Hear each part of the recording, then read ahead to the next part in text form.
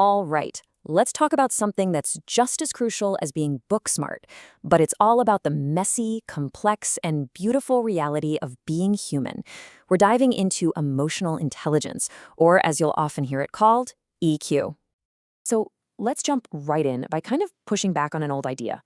For decades, we've put IQ, our cognitive intelligence, up on this pedestal as the ultimate key to success. But I think we all know deep down that's not the whole story, is it? I mean, we've all seen this play out, right? That person who is just brilliant, completely off the charts intellectually, but they just can't seem to make it work in their career or in their relationships. So, what's the missing piece of the puzzle here? Look, raw brain power is absolutely valuable. Nobody's denying that. But it's just one piece of the puzzle. It doesn't automatically help you navigate the tricky human side of life. And this is where emotional intelligence steps in. The idea was really brought into the spotlight by psychologists John Mayer and Peter Salovey. It's this ability to really notice your own feelings and other people's, and then use that information to guide how you think and act. Here's a fantastic way to picture it. If your IQ is like your computer's raw processing power, how fast it can crunch numbers, then your EQ is the operating system.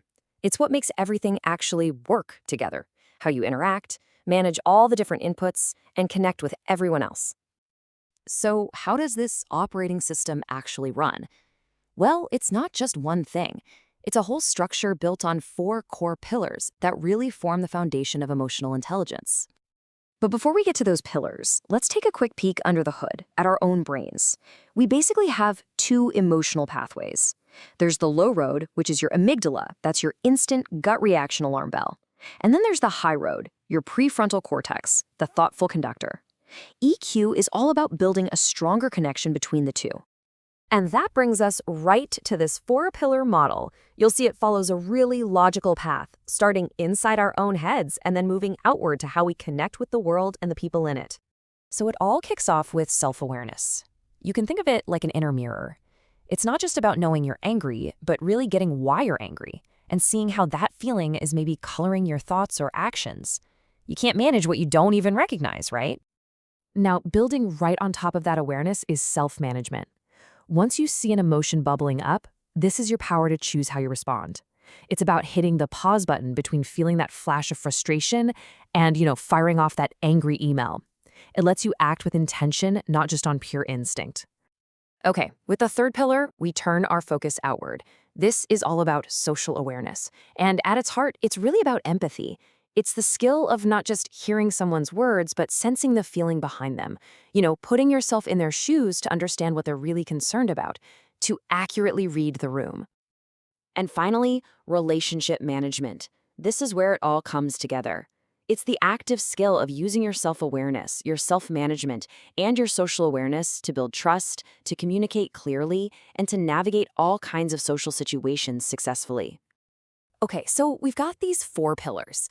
But here's the big question. Why does any of this really matter? The answer is simple. It touches pretty much every single part of our lives, from how we work to how we feel. Professionally, EQ is what separates a good manager from a great leader. It fuels teamwork. Personally, it's the bedrock of strong relationships. It's what gives us resilience when we're stressed, and it leads to a much deeper sense of happiness.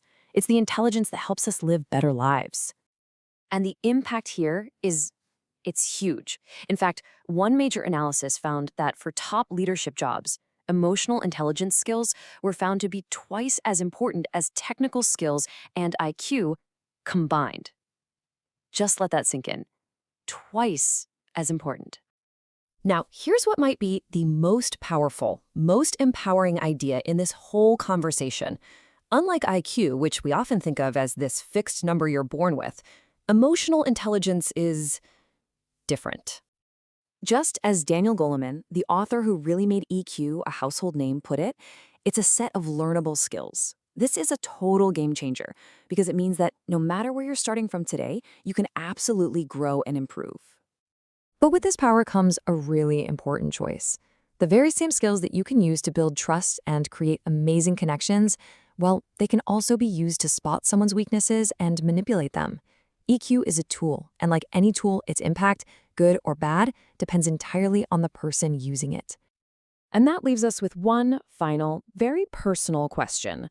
Knowing that emotional intelligence is a skill you can build and a force you can wield, the only question left for each of us is, how will you choose to use it?